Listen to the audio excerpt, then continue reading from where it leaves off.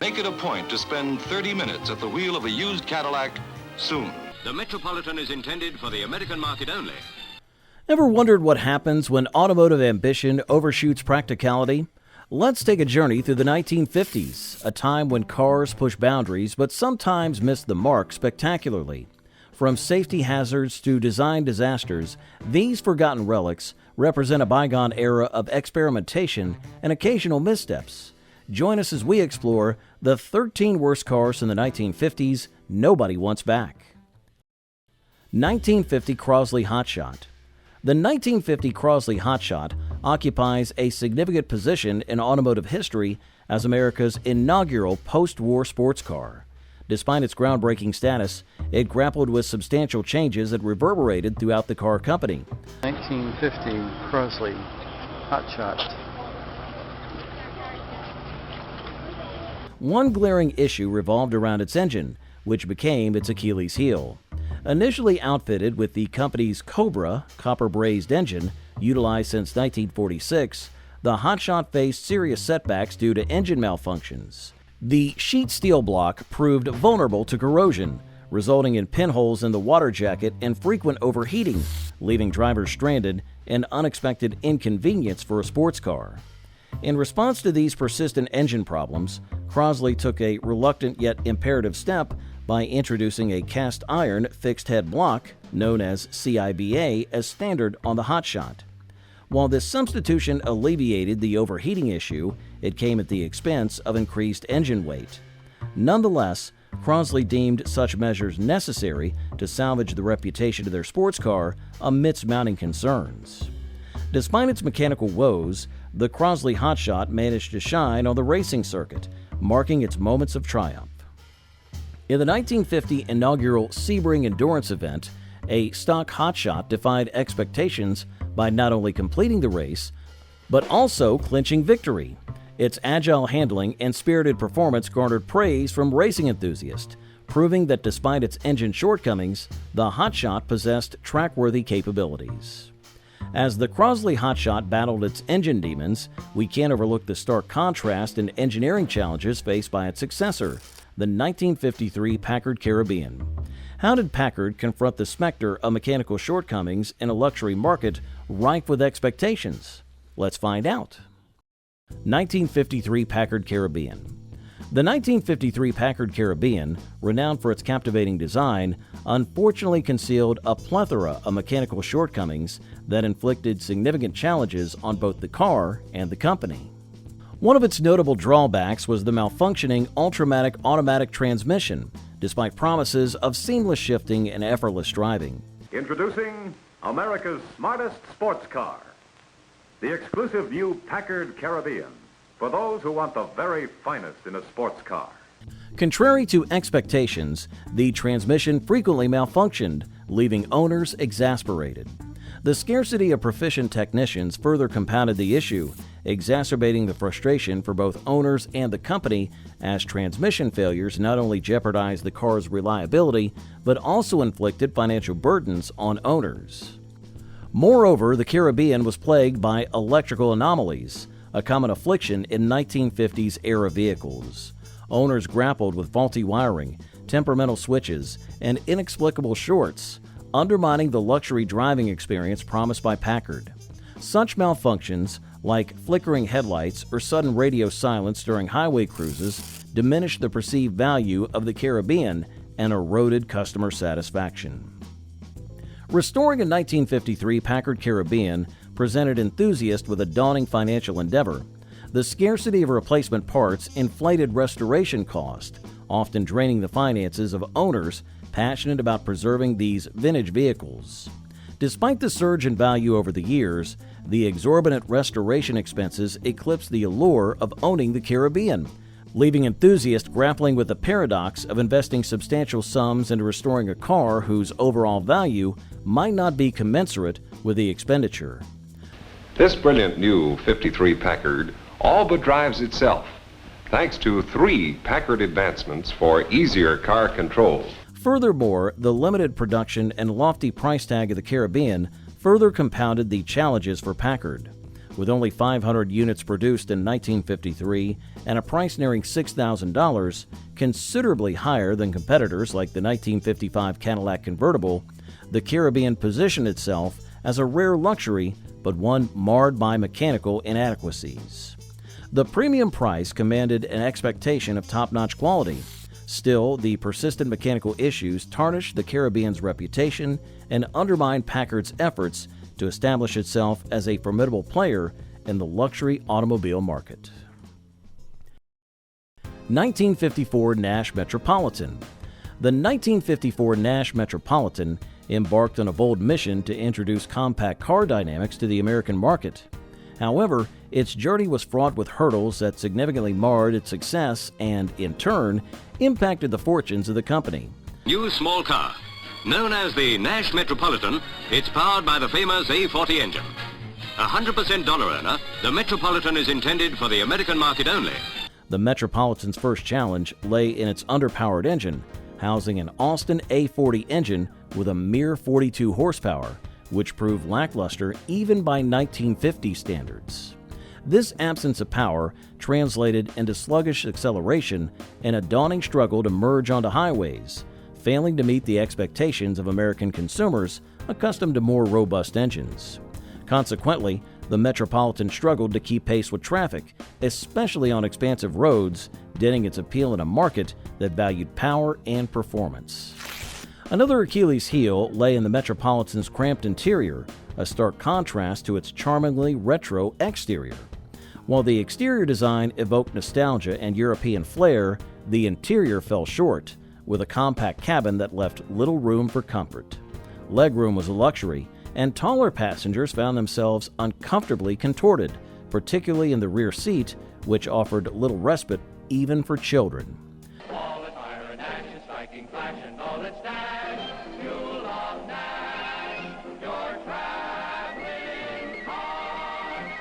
Moreover, the scarcity of trunk space compounded the discomfort, making practical use a frustrating endeavor akin to fitting a week's groceries into a shoebox.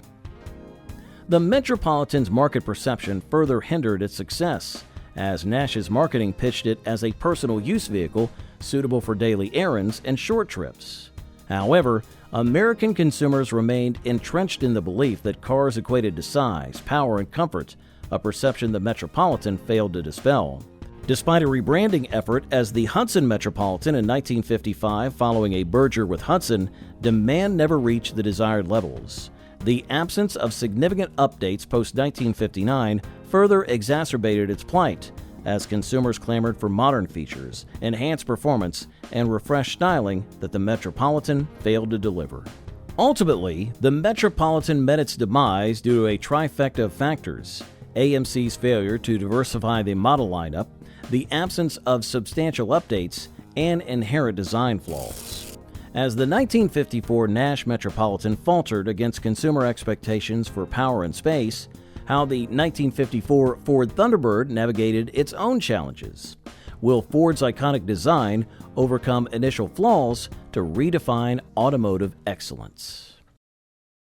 1955 Ford Thunderbird. The 1955 Ford Thunderbird, revered for its iconic status and sleek aesthetics, encountered a turbulent beginning marked by various quality control issues during its inaugural model year. New Ford Thunderbird.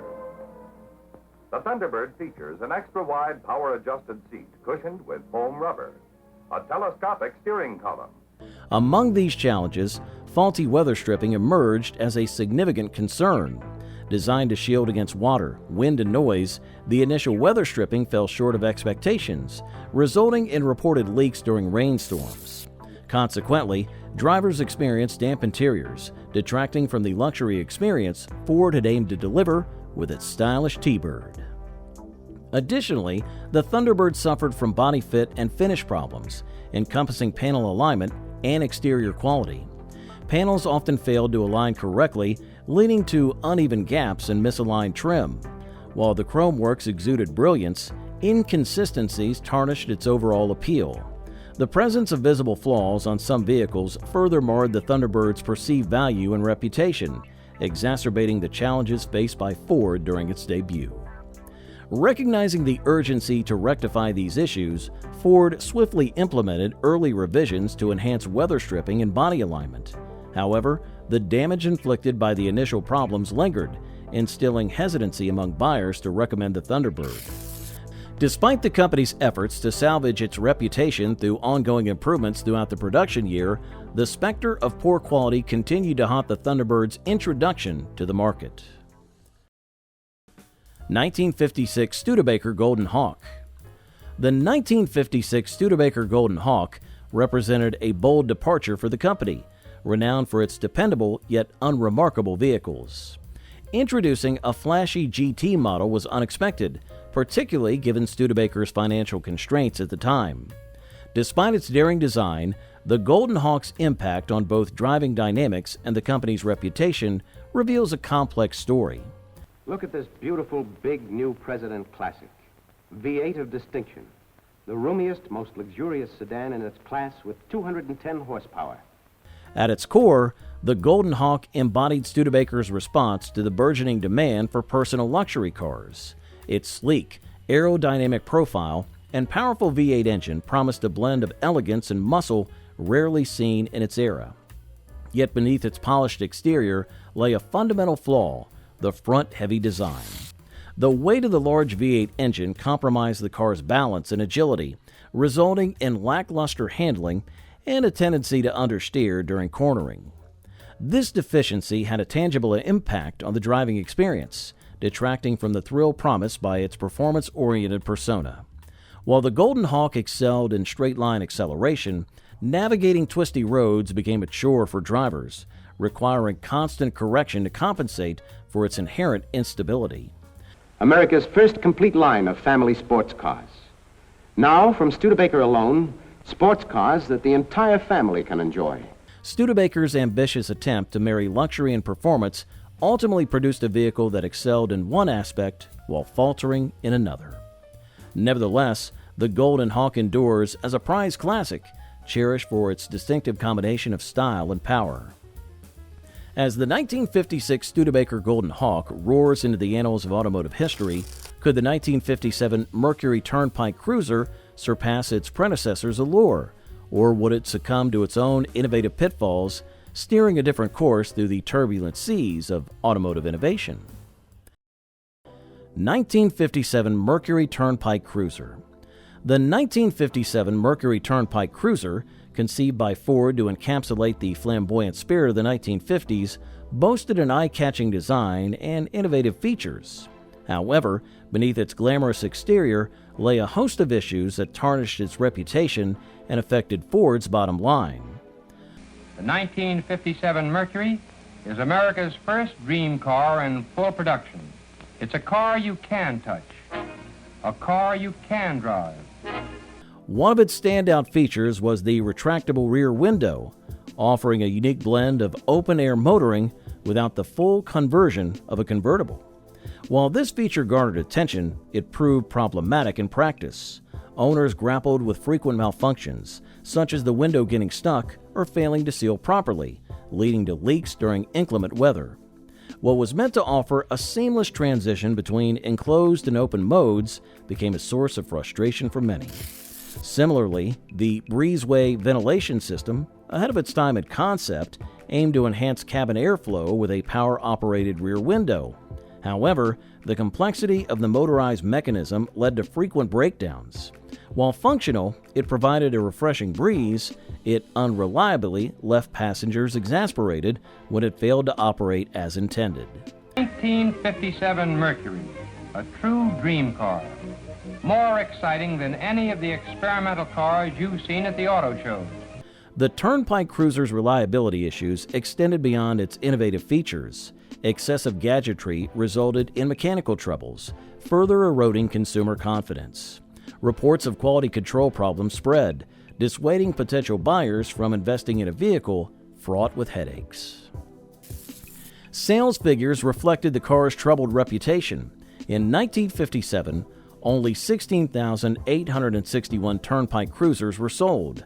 As the economy dipped into recession and consumer preferences shifted toward more budget-conscious options, sales dwindled even further. Rumors regarding the car's troublesome gadgets compounded its sales woes. Subsequently, in the following year, the Turnpike Cruiser lost its standalone model status, being absorbed into the Mercury Montclair series, available only as 2- and 4-door hardtops. These moves signaled Ford's acknowledgement of the Turnpike Cruiser's shortcomings and its attempt to salvage sales with a more conventional lineup. 1958 Edsel Corsair.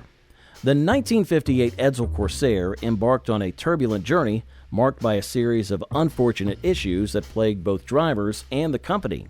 One of its most ambitious features, the Teletouch transmission system, promised a futuristic driving experience with push buttons on the steering wheel hub, replacing the conventional gear shifter.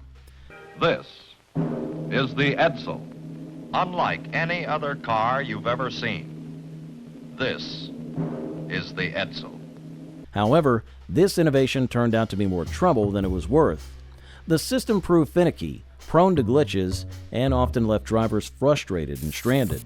Shifting gears became a gamble, with the transmission hesitation or refusing to engage at critical moments, turning driving into a high-stakes game of chance. Beneath the sleek exterior, the Corsair suffered from persistent oil leaks, a flaw that tarnished its reputation even further.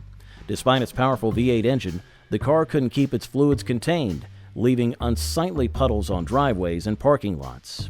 Owners found themselves constantly wiping their hands and monitoring oil levels, adding to the frustration of ownership. Even the seemingly simple task of opening the hood became a challenge with the Corsair. This is the Edsel, as its graceful flight deck and classic vertical grille suggest.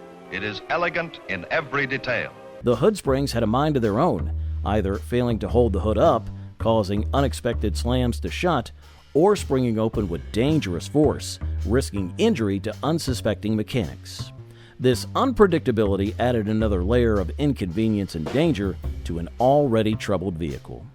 Ultimately, these issues took a toll on both sales and the reputation of Edsel Corsair and the broader Edsel brand. Despite aiming to carve a niche between Ford and Mercury, the quality control problems, including those with the Teletouch transmission, oil leaks, and hood springs, eroded consumer confidence.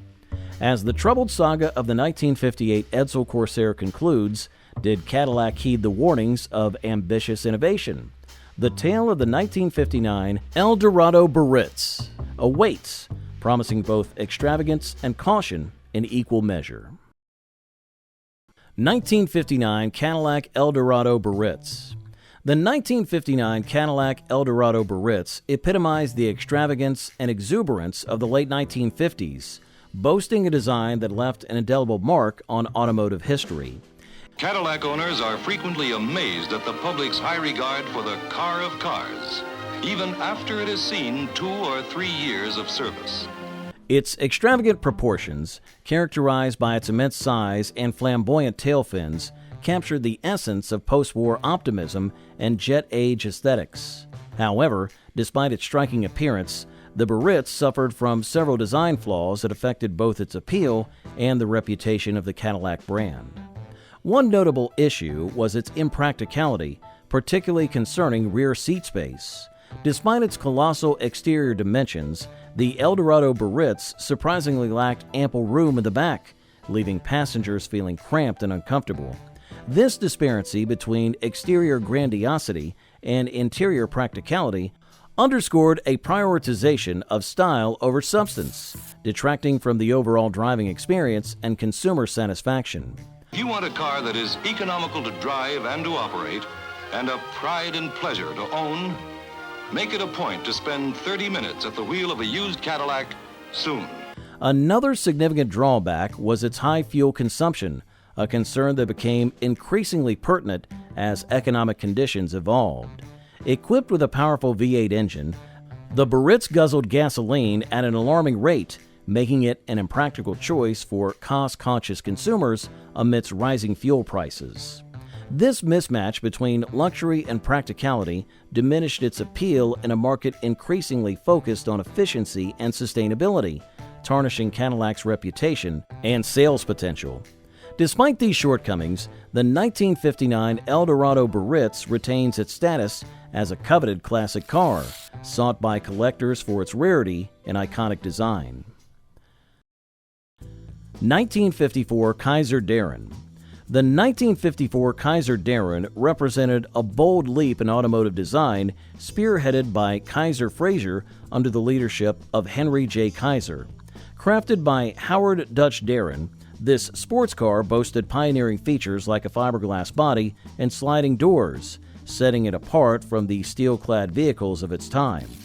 While the fiberglass body promised weight reduction and corrosion resistance, it also introduced challenges. Patcher was not only rare, it was the first fiberglass car in production, beating the Corvette by a year. The material proved susceptible to warping and cracking, particularly in extreme temperatures, demanding delicate handling from owners to avoid damage. The distinctive sliding doors of the Darrin, which slid forward into the front fenders, offered a unique entry and exit mechanism, ideal for navigating tight spaces. However, this innovation wasn't without its flaws. The door mechanism was prone to jamming or misalignment, leaving drivers grappling with uncooperative doors at inconvenient moments, undermining the car's practicality. Despite its innovative design, the Darrin faced setbacks, including funding issues that delayed its debut until early 1954, by which time Chevrolet's Corvette had already seized a considerable market share. Limited to a production run of only 435 units in its inaugural year, Darrin's exclusivity added allure but limited its broader impact. While it garnered admiration from Hollywood celebrities for its snappy styling, practical concerns ultimately overshadowed its appeal. Kaiser came up with a system here that kind of made life a little easier getting in and out. Over time, Darrin faded from prominence, overshadowed by competing sports cars. However, its unique legacy endured. In the 1960s, the Abrams brothers breathed new life into Darrin, transforming it into a street strip contender showcasing its latent potential.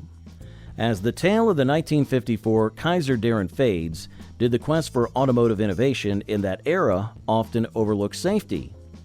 Let's discover the tumultuous journey of the 1957 Dodge Coronet, where safety concerns cast a shadow over its otherwise impressive performance. 1957 Dodge Coronet. The 1957 Dodge Coronet had its fair share of issues, some of which significantly impacted its reputation and safety standards. One of the most glaring problems was related to safety recalls, particularly concerning the power steering and brake systems. Swept wing Dodge for 1957. Bold and gleaming, bright and beautiful. These recalls were prompted by serious malfunctions that posed grave risk to both drivers and passengers. Imagine cruising down the highway only to suddenly lose control due to a malfunctioning power steering system or ineffective brakes. Such faults could easily lead to accidents, injuries, or worse. Equipped with a powerful D501 engine, the Coronet aimed to compete with GM's Chevy Black Widow. This engine boasted impressive specs, including a 354 cubic inch Hemi V8 with dual 4-barrel WCFB carburetors, solid lifters, and a 10:1 compression ratio. However, the safety issues overshadowed its performance capabilities, undermining its appeal in the market. Dodge Coronet White Hat Special. Special features, special low price. Moreover, the Coronet D501 suffered from limited production, with only 56 confirmed units ever built. Unlike dedicated production runs, these cars were assembled somewhat randomly, adding to their rarity and obscurity among automotive enthusiasts. Despite efforts to restore these models to their original glory through meticulous frame-off restorations, the persistent safety concerns related to power steering and brakes remain a significant drawback. Despite its flaws, the 1957 Dodge Coronet D501 has garnered attention as a sought-after collector's item. 1971 Chevrolet Vega. The 1971 Chevrolet Vega, despite its promising debut, ultimately became one of General Motors' most notorious failures. Initially hailed as a revolutionary small car, the Vega was introduced amidst high expectations. General Motors envisioned it as a game changer, designed to weigh less than a ton, cost less than the Volkswagen Beetle, and feature an advanced aluminum engine. However, the Vega, codenamed XP887, fell short of its lofty ambitions. Vega is getting quite a reputation as a great little sports car, and as you can see, it's quite deserving. One of the Vega's major issues stemmed from its aluminum engine, which proved to be its Achilles heel. The aluminum block was prone to warping, leading to frequent engine failures that compromised both performance and longevity. Overheating was a persistent problem, causing damage to the aluminum cylinders and blown head gaskets. Consequently, many Vegas suffered from oil consumption and subpar performance, tarnishing the car's reputation and eroding consumer confidence. Beyond its mechanical shortcomings, the Vega was also plagued by rust issues, further exacerbating its problems. The absence of plastic fender liners, a cost-saving measure, left the vehicle vulnerable to rapid corrosion. Rust affected various parts of the body, including fenders, rocker panels, lower doors, and front suspension components, compromising both aesthetics and structural integrity. The ramifications of the Vega's failures were significant for General Motors. Despite the company's considerable investment in its development, the car's flaws overshadowed its potential. The Folster family introduces Chevy's new little car, Vega. Actually, Vega is a family in itself. Instead of challenging imports as intended, the Vega struggled to compete with more reliable alternatives. Despite attempts to rectify some issues in subsequent model years, the damage to General Motors' reputation was lasting. 1974 Ford Mustang II. The 1974 Ford Mustang II occupies a significant yet controversial position in automotive history. Initially perceived as a low point for the Mustang brand, its creation stemmed from a combination of factors, notably the imperative to downsize and adapt to the energy crisis of the early 1970s. Ford introduces Mustang II, the right car at the right time. Lee Iacocca, then president of Ford, recognized the necessity for a smaller, more fuel-efficient Mustang in response to market demands and increasing concerns over fuel consumption. As a result, the 1974 Mustang II was developed on the subcompact Pinto platform, enabling reductions in size, weight, and production costs.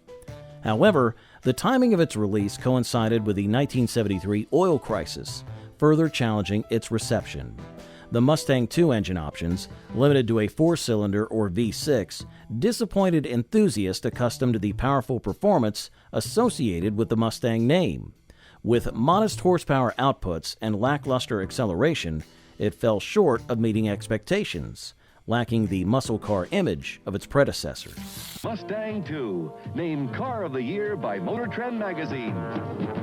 Look what they've done to our Mustang.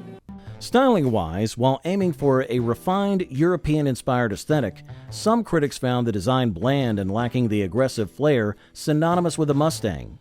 Despite investments in a more upscale interior, issues such as rust, particularly in the rear quarter panels and inner fenders, plagued the vehicle, alongside mechanical concerns like transmission issues and fuel leaks. However, the compromise on performance eroded the Mustang's reputation among enthusiasts longing for V8 power and dynamic driving experiences. As the tale of the 1974 Ford Mustang II draws to a close, could the unconventional design and performance pitfalls of the Mustang II have forewarned the fate of the 1978 AMC Pacer, another bold experiment in automotive design destined for a similar fate? 1978 AMC Pacer. The 1978 AMC Pacer, often hailed for its bold design, fell short in execution, tarnishing its reputation and burdening its manufacturer with financial strain. What is it about the owners of the AMC Pacer wagon that sets them apart? My Pacer really makes heads turn. Plus, inside there's room you'd expect in a bigger car. Smart. Initially lauded for its unconventional bubble-like shape and expansive glass area, the Pacer's design aimed for superior visibility and interior space. However, its weightiness compromised performance and fuel efficiency, earning it the derisive moniker, the Flying Fishbowl. Despite intentions to equip it with a lightweight Wankel rotary engine, complications led to a heavier six-cylinder alternative. Even with subsequent power enhancements, including an optional V8, the Pacer remained underpowered, failing to deliver the spirited performance expected from its unique styling. Fuel inefficiency compounded the Pacer's woes, as its weight, inefficient engine, and aerodynamic drag contributed to disappointing mileage. This was particularly problematic amid rising fuel prices, failing to align with the promises of its wide small car marketing campaign. Wide track, both on my Pacer wagon. Smart. The short hood makes parking a snap, and I love the rear hatch and all the room in my wide Pacer. Smart. The financial burden on AMC was significant, with development costs totaling $60 million for the hatchback alone, alongside an additional $6 million for the wagon variant. Despite initial sales success, production sharply declined by 1978, with only around 21,000 units produced, exacerbating the strain on AMC's already fragile financial state. The repercussions of the Pacer's failure reverberated throughout AMC, damaging its reputation and highlighting the perils of bold design choices without adequate engineering and market research. The Pacer became emblematic of missed opportunities, draining resources that could have been more judiciously allocated.